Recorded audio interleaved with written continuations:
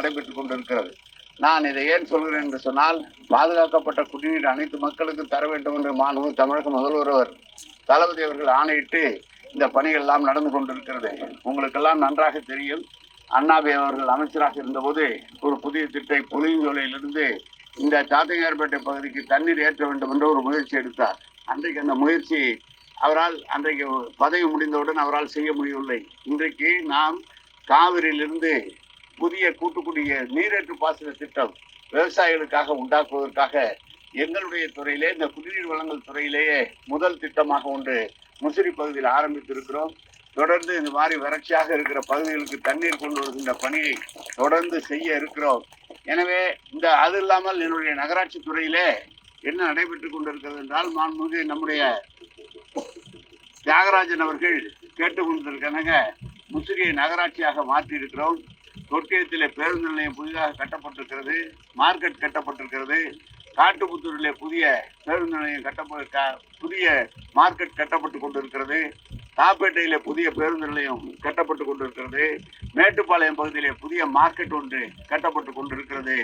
இங்கு இந்த வசதியெல்லாம் நகராட்சி துறையின் சார்பாக தியாகராஜன் அவர்கள் கேட்டுக்கொண்டிருக்கணுங்க நடைபெற்று கொண்டிருக்கிறது.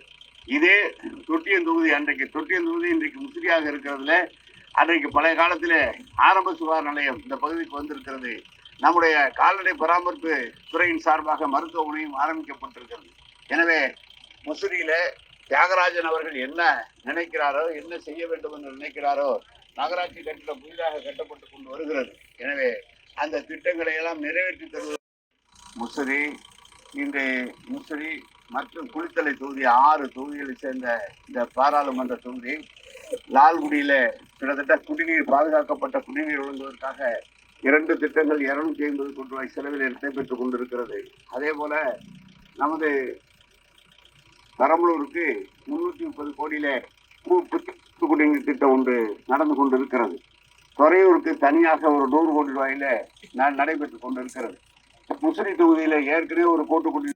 பெரம்பலூர் நாடாளுமன்ற தேர்தலை முன்னிட்டு நடைபெற இருக்கும் தேர்தலில் திராவிட முன்னேற்ற கழக கூட்டணியின் வேட்பாளராக மக்கள் தலைவர் தளபதியார் அவர்கள் ஆதரவோடு, காங்கிரஸ் பேர் இயக்கத்தோடு ஆதரவோடு இன்றைக்கு நம்மிடையே களங்காண இருப்பவர் நமது மலைக்கோட்டை மன்னவர் நகர்ப்புறத்துறை அமைச்சரின் அவர்களின் அருந்தவ புதல்வர் அருண்நேர் அவர்கள்.